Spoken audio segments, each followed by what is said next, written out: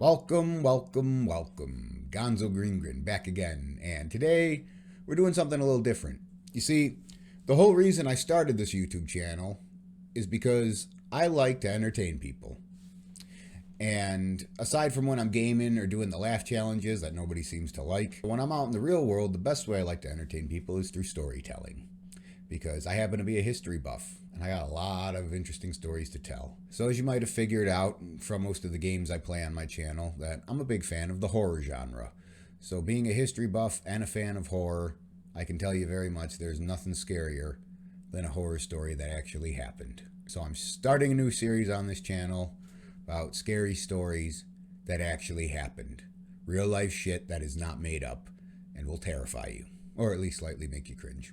So out of all the genres of horror, my personal favorite has always been monster stories. Werewolves, vampires, zombies, of course, gotta love them zombies. And we love them as kids because as kids they truly legitimately terrify us because we think maybe there's a zombie under the bed or maybe there's a werewolf in the closet. But as we get older, we learn a lot about the real world and we realize all of that is bullshit.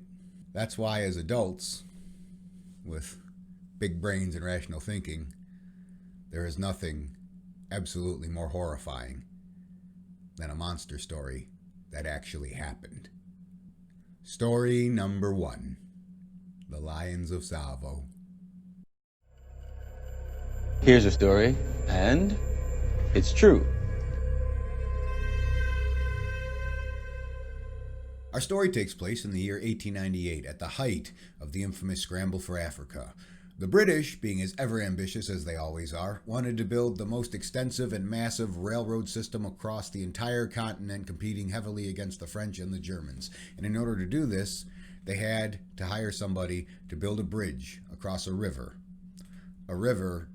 in a place called Tsavo. So in order to accomplish this task, the Imperial British East Africa Company decided to hire this guy, Lieutenant Colonel John Henry Patterson, to help build the bridge.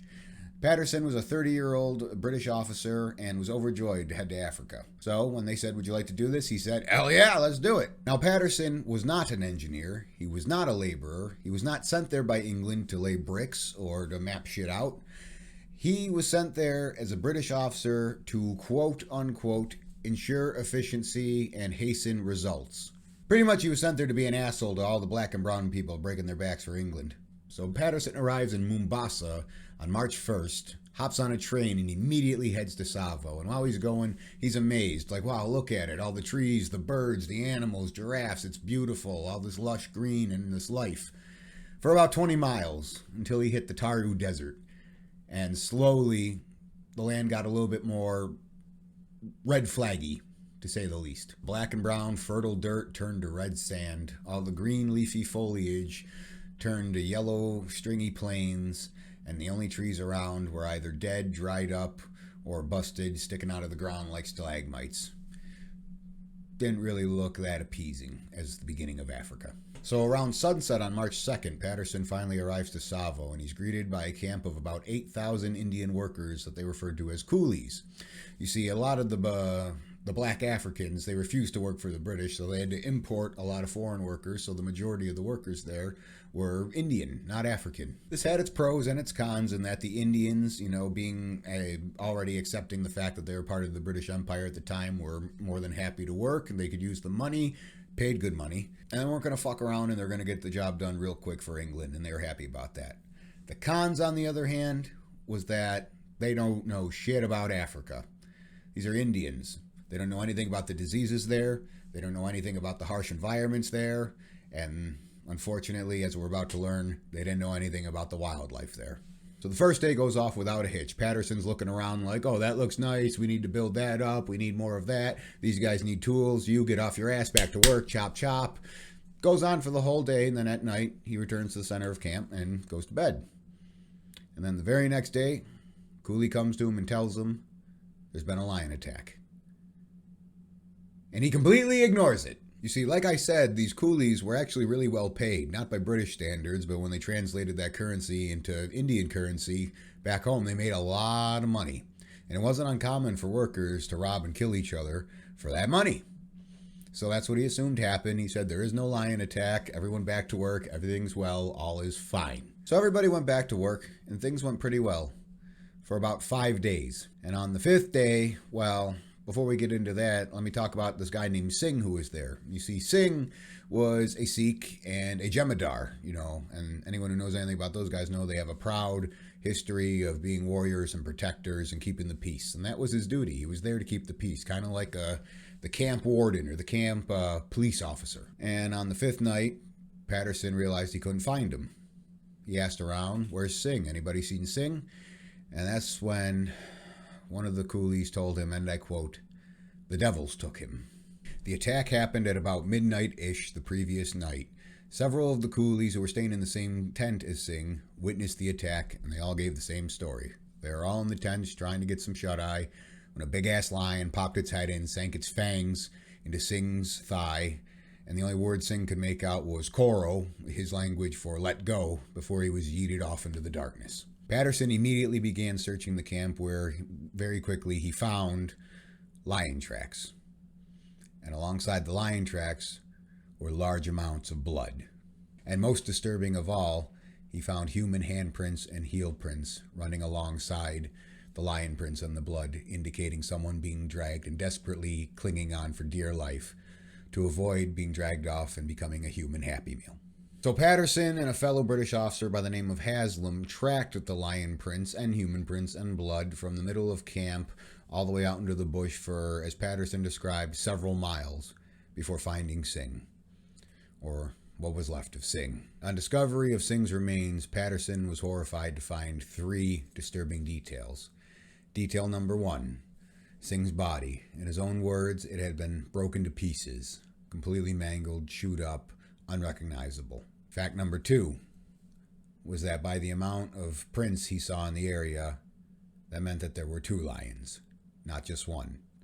And disturbing fact number 3, he found out that from the amount of tracks, the way they were, and the way the body was ripped to pieces, it seemed as if the lions took great joy and excitement in pulling apart their favorite pieces. And they didn't eat all of them, like most lions do when they catch prey, or eat as much as they can. It was almost as if they didn't kill Singh for food. It was almost as if they killed him for fun, or at least just because they could. So Patterson and Haslam grabbed some shovels and proceeded to bury the remains of poor Singh. And as Patterson wrote in his memoirs, what he would learn in the days to come, the day they found Singh, he never would have done anything as foolish as dig a hole with his back to the bush. Foreshadowing. So later on that evening, Patterson and a teenage coolie who was helping him out climbed a tree not far from Singh's tent on the outskirts of the camp and tried to see if they could bag themselves a lion. Patterson was armed with a .303 rifle and a double-barrel 12-gauge shotgun, one barrel loaded with buckshot, the other a slug. And they perched up on the tree and they waited. So they both sit in the tree, and then at about midnight, they hear the first roar. And then another overlapping, coming from different areas in the darkness, off in the bush, impossible to see, of the 2 lions getting closer and getting closer. They were announcing their presence. They would howl and let the humans know, "We comin'." And the humans got to get their affairs in order and get right with God, or whatever they had to do, or blow it off and say, "It's not going to be me, I'm lucky." And then the next day, they're looking for your carcass. Torn apart, half-eaten. Not fully eaten, just half. So the roaring continued for 3 hours, and then there was silence. And Patterson and the young boy for a minute think, maybe they're done hunting. Maybe they went off to go to sleep. Maybe they left. And then, off in the distance, screaming, which grew as everyone woke up and figured out what was happening, and panic ensued. The entire camp was awake and screaming. Patterson, however, did not leave the tree for the rest of the night, and he didn't let the young boy leave the tree either, mostly for safety. I mean, think about it. There's 2 lions, you hear screaming, there could only be 1 lion, and the other one could still be lurking around. Why the hell would you get out of the tree and walk through the tall grass in the dark back to camp? He wasn't being an asshole, he was being smart. The next day, Patterson went straight to the area where the attack took place, and he found out it wasn't far from the railway where he first arrived to this camp in the first place. He said the guy was taken, same old story, snatched up from his tent and dragged miles away and eaten alive. The only thing that freaked out Patterson this time was that from the amount of tracks, he found out that rather than circling around the outside of the camp like he thought they would and look for an easy target to attack, the roars were coming from inside the camp. They weren't out in the bush circling the camp. They made a beeline like ninjas silently into the middle of the camp. They were completely unfazed by the other people, unfazed by the little bit of noise that was happening from the people still up, or the smells, or everything that's alien and foreign to them. And they just said, la-di-dee, la-di-da, get in there, get our groceries, get out, eat it. So after investigating the attack, Patterson immediately went to sleep and slept all day long. And then later in the afternoon, woke up and headed to another tree to spend the next entire night waiting for the lions, trying to get a shot.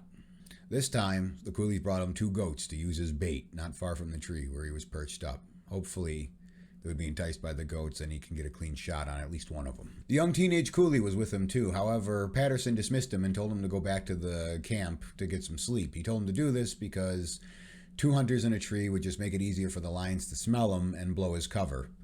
The real reason he told him this was because the boy was so terrified the night before in the tree listening to the lions roar that he didn't want him to go through that terror again. So rather than spend the night with him in the tree, he sent him back to camp.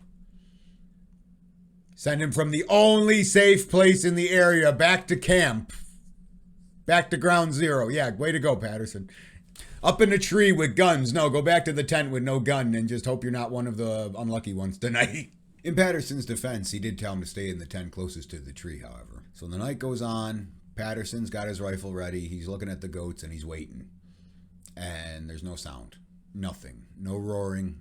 Nothing. For hours. And then a scream from across the camp. Patterson, frustrated and furious that the lions outsmarted him again, mag-dumped his rifle like Keanu Reeves in Point Break into the air, which alerted all the coolies in the nearby area to get their oil lamps and get ready. Lions are here. Patterson, the young boy, and the rest of the coolies with the oil lamps made a beeline directly to where they heard the screams coming from. And sure enough, they found lion prints, they found blood, and this time they found human fingernails that were torn off by the poor bastard, desperately clawing at anything to avoid being dragged away and eaten. The most shocking part, however, is that this attack happened deep in the heart of the camp. That means that the lions passed by thousands of potential snacks and picked this guy out for some reason. The next day, Patterson had officially taken this shit seriously and decided to do whatever he could to ensure the survival of what's left of his men. Well, there were several thousand, so it's not like it was that big a deal, but still. Patterson had condensed a gigantic rectangular encampment into a significantly smaller circular encampment and surrounded the entire encampment with thick walls of the thorny bushes in the area for extra protection. The natives referred to these as bomas. Think of it like nature's barbed wire. And they even surrounded a few tents inside the encampment with an extra layer of boma for added protection, such as the medical tent and the tents where all the white people stayed. Patterson would deliberately weaken parts of the camp to make it very easy for the lions to break in so that he could hide there and wait to try and get a clean shot at them. And they would attack at the heart of the most secure part of the camp. And then when Patterson and everyone else with a gun was on their way to where the attack was happening, the other lion would attack the weak part and get someone there. And this went on for weeks. And Patterson wasn't the only one with a gun. There were several coolies and several other British officers patrolling around every night with guns and lamps, and these little furry bastards would avoid them like ninjas, get their prey, and get out either by hopping over the boma or dragging and ripping them through the boma. After a few weeks, things only got worse when Patterson decided everyone had to get back to work because production on the railroad had all but stopped to focus on protecting themselves and trying to kill these lions. And unfortunately, England wasn't happy that their railroad was stopped because 2 guys couldn't shoot an animal. So the bullshit continued for another few months.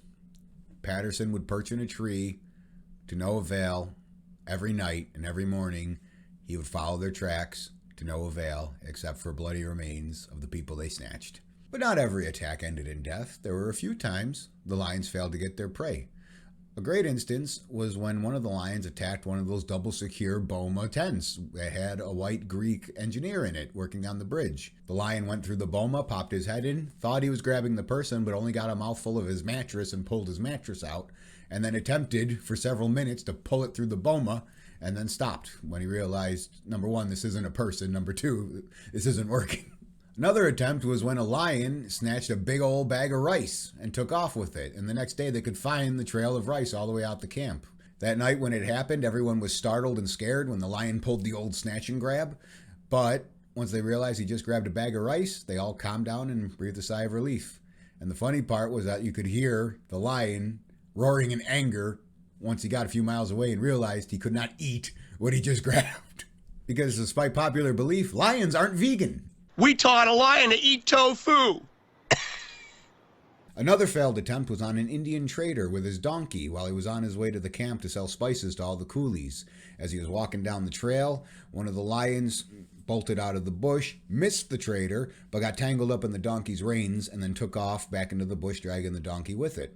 The trader scurried up a tree and stayed there for 24 hours like he was hiding from a graboid until he found more traders the next day coming down the trail. But alas, with these few screw-ups out of the way, the breath of relief was shortly changed when the lions went back to their same routine of attacking on a nightly basis, killing and eating one person. The one thing I forgot to mention earlier was that, unlike all the workers, Patterson, being the bigwig that he was, stayed in a hut instead of a tent. It was a simple hut made out of beams and thatch. And one night, while he was in his hut with one of the British medical officers, they heard movement outside and assumed it was one of the coolies, passing by, probably on their way to go take a dump or something. The next day, however, Patterson found 2 sets of both lion prints in the sand surrounding his hut. And it was at that moment that, unlike before, Patterson finally viewed these lions as a direct threat to himself, not just his workers or his project. A little bit later in April, Patterson and another British officer there had a brilliant idea. They decided to take one of the several wagons that they use for construction, which is like an elongated wheelbarrow, and attach another wagon on top of it upside down to make it like a big coffin on wheels. They would then bust out one of the slats so they can aim out of it, and him and the other officer would hide inside with rifles. They set up their trap not far from the camp, put a stake in the ground, and tied 3 goats to it. Patterson and the other officer spend the night sitting in this little coffin box next to the goats, waiting for hours, and there was nothing but darkness. They couldn't barely even see in front of them. It was so dark. There was no moon, there was no stars. Cloudy night in the middle of bumfuck Africa. But the other officer in the box with Patterson tells him that he thinks he saw something in the bush. Patterson tells him it's just a shadow. The officer tells Patterson it wasn't there a second ago. Patterson, thinking the other officer is paranoid, was literally about to exit the box, go walk over to the bush, and poke it with a stick to show him that it was nothing, when he found out immediately it was not nothing. It was the lion. The lion pounced, went for the goats, and they both shot in tandem at the exact same time. And missed. The other officer was confident that he might have got it, but Patterson right away knew that the way it zipped in and zipped out, they had missed completely. So at dawn, when the sun came up, both men decided it was safe to leave their little coffin box. And as soon as they did, they found out to their shock that one of the goats was gone. And there were lion prints everywhere, and not a single drop of blood. They both missed and were able to snatch a goat without them noticing, even though they were only 15 feet away. Since this whole ordeal began, the workers, the coolies, started referring to these lions as ghosts. They refer to them as the ghosts. The ghosts are coming. The ghosts got that guy. Ghosts and devils. Mostly ghosts. But it was at this moment Patterson thought to himself, maybe we actually are hunting ghosts. Maybe these lions are more than they seem. But there was a silver lining to this failed lion trap, in the sense that the lions would not attack for 2 months. They set this trap in April, and the next lion attack would not happen until July. So as the attacks continued, morale weakened, and the lions got ballsier. As if they weren't already ballsy enough. In one of the more egregious attacks, the lions came in through the boma, snagged a guy, dragged him out, but this time all the workers were ready. Instead of running and screaming, ran towards the lion, whipping rocks, shooting at it, the ones that had rifles, throwing whatever they could at it. And this lion took its sweet time being shot at and shit thrown at it, walking back and forth down the boma to pick the perfect spot to jump over. Not a care in the world. And worst of all, unlike every other victim where they would take them 5 to 7 miles away at least before they started to eat them, this lion decided to eat this poor bastard directly on the other side of the boma, where everyone could hear him screaming and being torn to shreds, and knowing that by the time they ran to the other side of the wall and got through a door and got out, it would be too late. Sadistic bastards, these cats. So the days passed and the attacks intensified, and Patterson began to lose more and more hope, and the coolies began to become more and more afraid. They stopped viewing these lions as animals at all, and like their nickname went, viewed them as ghosts, devils, dark spirits. The way they would just magically appear, like the bomas and defenses were not there. The way they would attack at night, or even sometimes in broad daylight, and be gone without a trace. That quick. And in Patterson's own words, the worst part about everything he was experiencing with the lions was the roaring, them warning the people that they were coming. In his own words, he said there was nothing more nerve-shaking he's ever heard in his entire life than the roar of those lions, and to know that once he heard it, someone in the camp was doomed. So in desperation, Patterson wrote to Mombasa and asked for help, saying, "This is the situation, this is what we're going through, we need help, and we need it right now." And someone answered. A district officer by the name of Mr. Whitehead answered the call, eager, because you see, Mr. Whitehead fancied himself as a big game hunter and viewed this less of trying to help people who were going to die and more of a chance to nab himself a nice trophy. So Mr. Whitehead headed on a train to Tsavo along with his servant, a guy named Abdullah, and most importantly, a group of Askaris, an old ancient tribe from deep within Africa who, one of their main traditions of their tribe is to hunt lions. In fact, according to legend, it's like a rite of passage for them, and they're well known for it. So when he heard there was a lion problem, he said, these are the guys to bring. So Whitehead writes to Patterson and tells him, I'm on my way, help is on the way, don't worry, I got guns, I got Askaris with me, we're going to be great. Patterson's like, fantastic, thank you very much, I appreciate it, and he waits. So on the afternoon of the day that Whitehead was supposed to arrive to camp, Patterson was down at the bridge, supervising the work, a few miles away from the main encampment, when he sees Mr. Whitehead come up. Mr. Whitehead is pretty pissed off looking and disheveled, and he tells Patterson, and I quote, "Nice reception you leave out when you invite a man to dinner." Patterson's like, what are you talking about? And Whitehead informs him that he was just attacked by a lion. One of those lions. So when Whitehead's train finally reached the end of the line at the main encampment, he told his Askaris to unload the train and get all the supplies while him and his servant scouted ahead a little bit. And that's when, in broad daylight, one of the lions pounced out of the blue without warning. The lion, without warning, exploded out of the bush, clawed into Whitehead's pectoral muscle, leaving a giant nasty gash right under his armpit, and was about to go for his jugular, but Whitehead was able to get his rifle up like so and stop the jaws. If it wasn't for that, blocking his throat from the jaws of death, he would have been one dead great white hunter. Whitehead opened up his shirt and showed Patterson the still bleeding gash.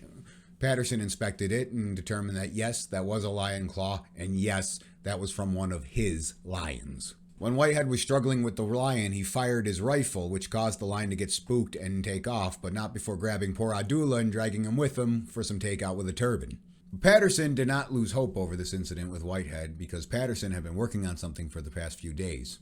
A trap. The trap was essentially a giant box with made out of railroad ties with, the strong doors, and it was separated in the middle. The premise being people would be behind the wall in the middle of the trap, acting as bait with guns. The lions would come in to try and get them, but not be able to get through the wall, and there was a tripwire so that when the lions went in, a door would slam shut behind them, trapping them, making them literally like fish in a barrel. They covered the box with a tent to try and conceal the trappiness of it, and the first night Patterson himself stayed inside the trap. While inside the trap, he ended up dozing off, until he was awoken at dawn by screams in the distance of a lion attack. The trap did not work, at least that night. The next night, Patterson went out hunting with Mr. Whitehead and issued 4 coolies with guns to spend the night inside the trap. So as the night went on, the 4 coolies waited inside the trap, guns ready, and sure enough, the felines' palate for people meat took the best of them, and one of them decided to go into the trap. Went into the trap right after the coolies, hit the tripwire, door slammed shut behind it. The lion was trapped 4 feet from 4 coolies with guns. And at that point, the lion got pissed. The lion began smashing against the walls and the sides and back and forth of the wall in front of the coolies. And what did the coolies do? They panicked. And this is where the story really gets fucked up. You got 4 men with rifles in a trap with a lion that's 4 feet away. And yeah, the lion's going ape shit. It's bouncing off the walls, smashing shit, trying to claw at the guys through the railway pylons. And they're all opening fire on this thing from 4 feet away, and they're panicking. And it's dark, and they got a lantern in there for light. And they miss every single shot. 4 dudes with rifles from 4 feet away unloading on this thing. They miss every shot. Except for one. One stray bullet hits the lever on the door, which opens the door. The lion immediately yeets out, goes over the boma, and is gone. People who watch the movie about this ordeal think that that's Hollywood embellishment, that didn't happen. No! That actually happened! 4 dudes with guns so close that one of them went deaf from the lion's powerful roar, plus repeated gunfire from inside a small enclosure, and they miss every shot but hit a lever about this big with a stray bullet that opens the door! Patterson is the most unluckiest man on the planet. Every attempt he's had to kill these things has failed, and this had to be the biggest nut shot in the world. But wait, there's more.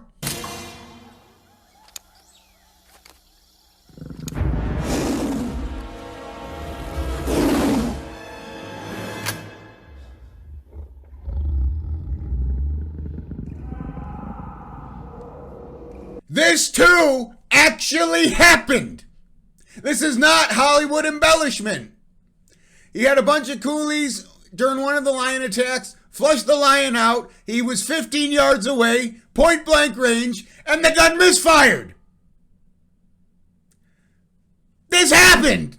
At what point was any normal man have just said, screw this and gone home? So that day when his rifle misfired, that was the lowest Patterson had ever felt at any point during this entire ordeal. Until that evening. At night, all the workers went back to camp and went to sleep, and Patterson did his nightly routine of climbing up into a tree with his rifle. Very frustrated, very hopeless, very fatigued, and just done with it all. Just doing the regular, he was just pretty much on autopilot at this point, up in the tree with his rifle. Till he heard something. Patterson heard from directly behind him what he thought sounded like footfall. Animal footfall. So he listened closer, and then he heard a twig break.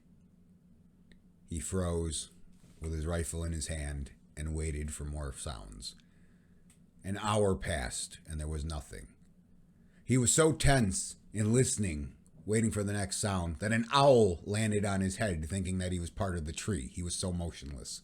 But after the owl, he heard some more rustling and some more footfall, and directly out of his peripheral vision, he saw it. It was one of the lions. And unlike all the other times where the lions were heading to camp to get someone from a tent, this lion was looking at him in the tree. And though he was up in a tree, like he'd been all these other times before, he was still well within reach if the lion decided to pounce. This was the first time when this whole ordeal ever happened that Patterson was the prey, being directly hunted by one of these lions. So Patterson froze. He did not turn his head. He did not move his body. He looked as good as he could with his peripheral vision, just out of sight, to keep an eye on the shape that he knew was the lion. The lion slowly got closer. The lion knew it had not been spotted yet, or else he would have pounced. So the seconds felt like hours as this lion began to slowly approach with his eyes on Patterson, ready to end this man's existence. And then Patterson finally, when he felt enough time had gone by, swung around and aimed that rifle. And at the exact moment he moved, the lion pounced. And Patterson fired. And then he fired again. And then he fired again. And he fired again. He couldn't see from the muzzle flash and the recoil of the rifle what had happened to the lion, but he could tell that it fell over instead of landing and scurried off. And he was confident the lion was hit. After a few seconds, when Patterson collected himself to see what was happening, the lion was gone, but you could loudly hear the distinct sound of hissing and whimpering. It was so distinct that the coolies on the other side of the boma began to party and cheer because they heard it too, and they knew it meant one of those lions was dead or dying. And for the first time in 10 months, it was the lions screaming in their final moments, not one of them. Patterson climbed down from the tree and discovered the lion prints, and unlike all the other times he discovered the prints, he discovered lots and lots of blood, and this time it was lion blood. That night, nobody slept, but not because they were scared and worried about getting attacked, but because they were fucking partying their asses off. Everyone except for one person, Patterson. While everyone partied, Patterson stayed awake with his rifle in hand, keeping an eye out because he knew, well of all, that these lions have a bad habit of doing the impossible and defying all odds. The next day, Patterson, rifle in hand, followed the paw prints and the blood deep into the bush, forever looking around at a possible ambush, still constantly paranoid, knowing what these animals were capable of, until he found it. And at first glance of the lion, he had his gun ready, and he was practically shaking in his boots, because he knew that not even death could stop these monsters. But he was wrong. It was dead. Very, very dead. The lion was massive. It was about 9 feet, 8 inches long from snout to tail, and it took 8 men to carry it. When they were carrying it back into camp, it was almost like a parade of people celebrating and hooting and hollering at the dead lion coming into camp. And everyone celebrated. And even Patterson himself finally breathed a sigh of relief. But only briefly, because he knew there was one lion left. So after the first lion was killed, there was 10 days of peace. No lion activity. Nobody died. But on the 10th day, there was a fatality. A goat! Not a person this time. On the 10th night, the last remaining lion came into the camp and snatched a goat from one of the nearby tents of one of the inspector generals. The inspector, hearing what happened, alerted Patterson, and Patterson took off after the lion. Patterson claims that he might have just barely interrupted the lion's feast because he found the goat almost completely intact and the lion was nowhere to be found, signaling that the lion dropped it and took off. He was close. So the following night, Patterson set up a trap of 2 live goats right next to the carcass of the dead goat and lied in wait. But as Patterson put it himself, that night was quote-unquote unnaturally dark. He could barely see anything. And the following day realized the goat was gone. The next day, Patterson immediately followed the tracks with a group of coolies and again just missed the lion because they found the second goat dead but almost intact. And as they got closer to the goat, they heard rustling in the bush and a powerful roar of a lion, indicating that they were just behind this lion and he had to drop the goat so he can take off to get away. The next night, Patterson built a scaffold around the carcass of the dead goat that the lion left behind, and he waited. So Patterson waited on his scaffold next to the dead goat with his shotgun in hand, waiting, until he heard something. A single twig break, and then a slight crinkle of grass. And then he saw it, moving in from the bush towards the goat. He aimed his double-barrel shotty, and he fired both barrels. And unlike all the other times, he finally hit it this time.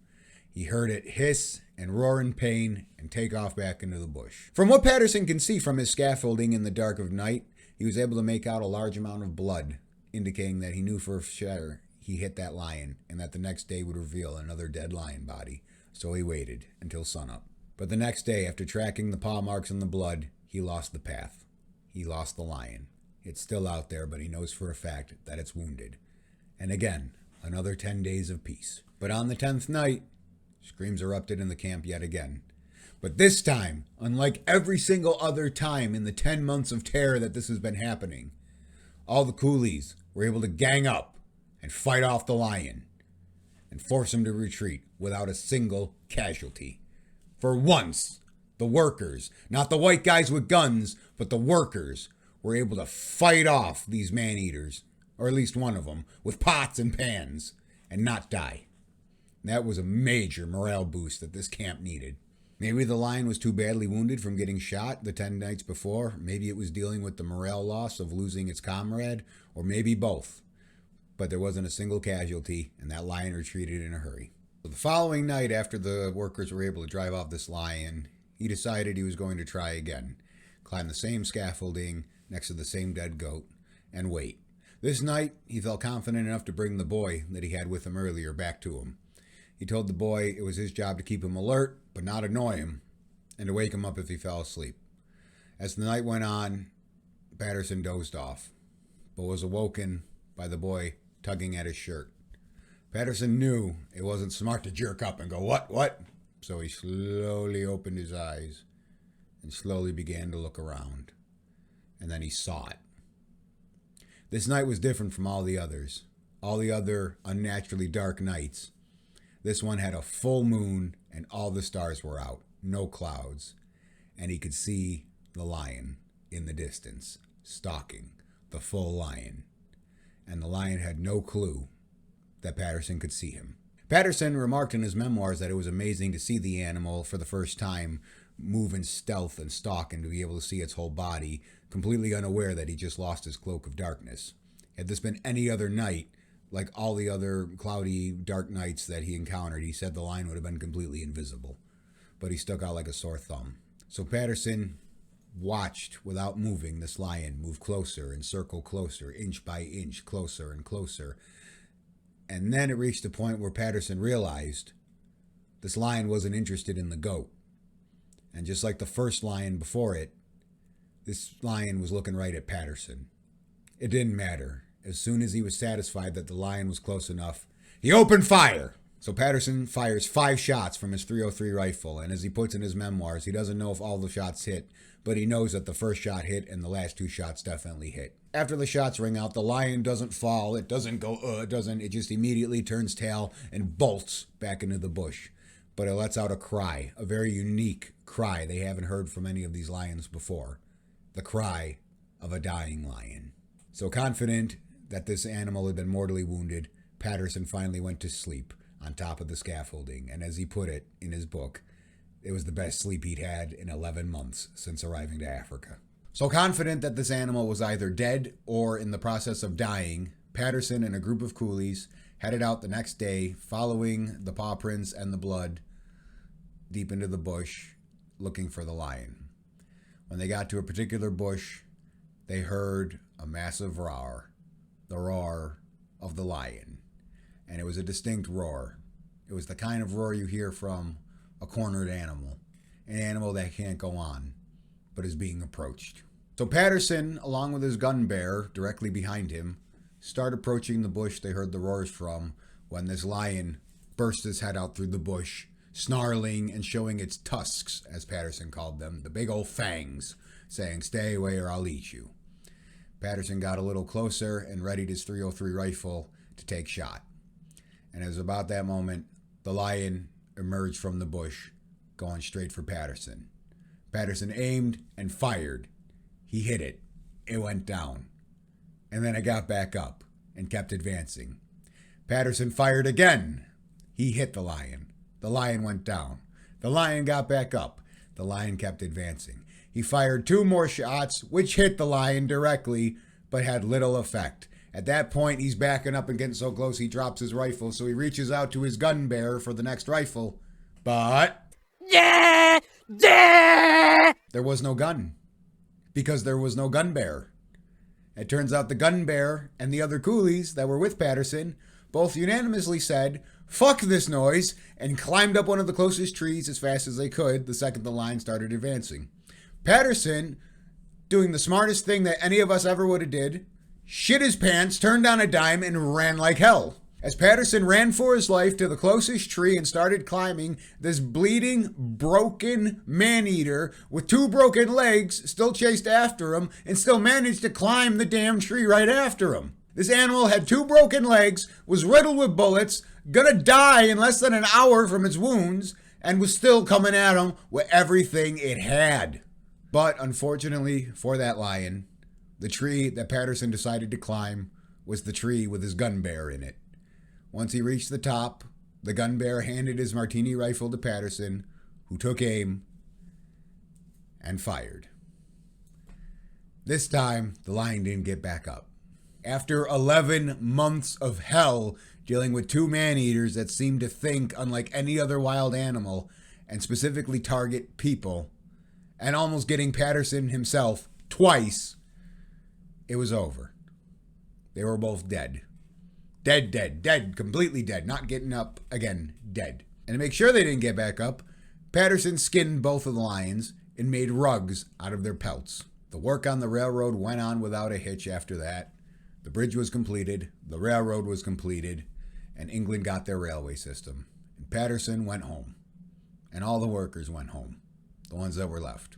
About 25 years later, while he was passing through Chicago, Patterson sold both of the pelts to the Chicago Field Museum for $2,500 apiece. You do the math on what that's worth nowadays.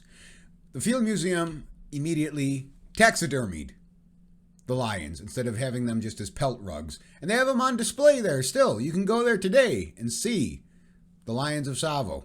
They also have their skulls on display as well. The Field Museum does point out that the pelts were not preserved properly, unfortunately, and they did shrink over time, as you can tell in these pictures here of the display with people standing next to it, as opposed to these pictures at the time the lions were actually killed.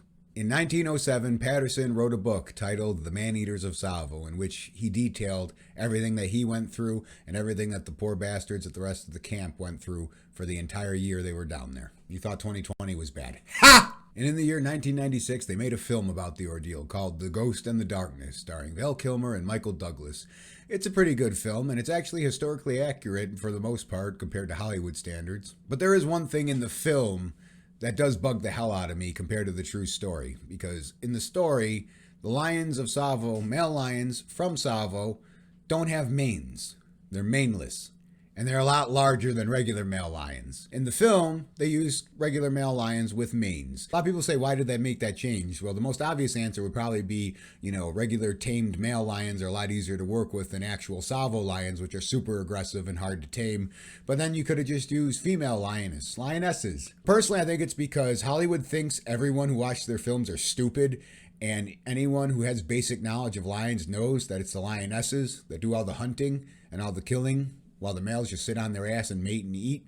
So they wanted to hammer it home to these people that these were male lions. These were manly men lions doing all this killing. They're men! But the interesting fact about Tsavo male lions is that they have a lot more testosterone than the average male lion, which is why they don't have manes, which made it easy for them to go in and out of the bomas, like it was nothing. And also, because of their testosterone, they're a lot more aggressive, which went to why they were hunting people, why they were so vigorous, and why that last lion made its way up the tree after Patterson being mortally wounded. So besides their testosterone and their aggressiveness, the question remains, why did these lions act the way they act? They were a part of no pride, and before this incident, man-eaters were essentially lone wolves, or lone lions in this point, and they acted alone. These were 2 male lions working together in tandem when all of nature has taught us they should have been fighting for dominance over each other. They decided to get together and say, hey buddy, let's kill some people. Oh, sure thing, let's do it. Just people, only people, and goats. That combined with the fact that they didn't eat the whole carcass and just picked and chose and snacked on people really does show evidence that they weren't killing to survive. They were doing it just because.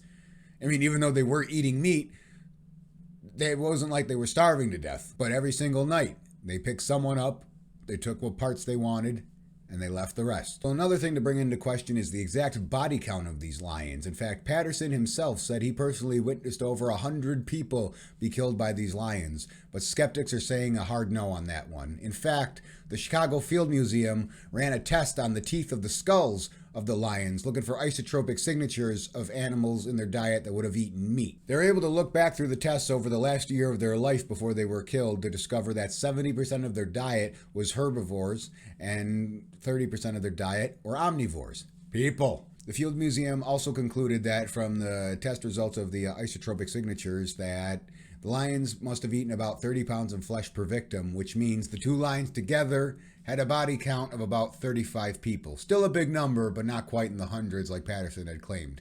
However, Patterson also tells in his book that not all of the workers ate meat. A lot of them were vegetarian for religious reasons, and the Hindus didn't eat any beef.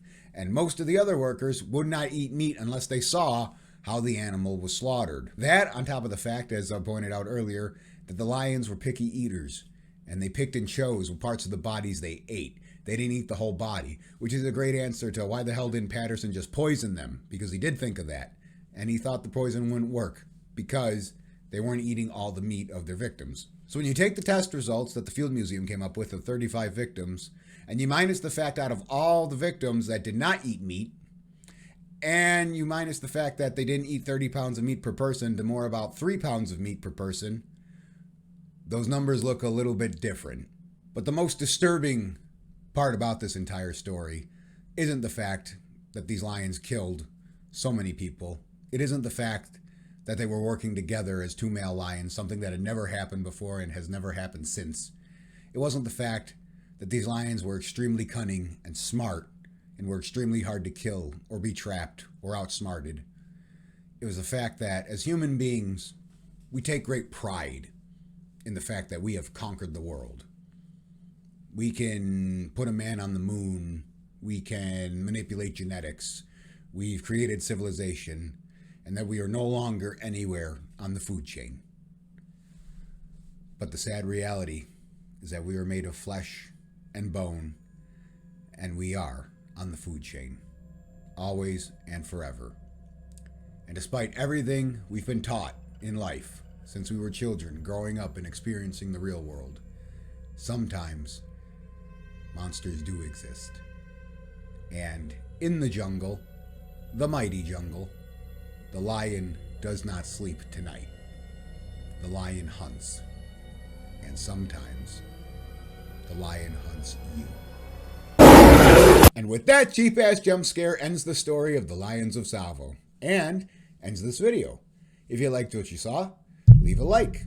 If you want to see more content like this, subscribe to my channel. And if you have any stories out there you'd like me to cover in another video, put it down in the comments section. It's got to be a true story, and it's got to be scary. And I might consider it and make another video on it. But for now, this is Gonzo Greengren signing out. And as always, I will see you in another video with another story. Deuces!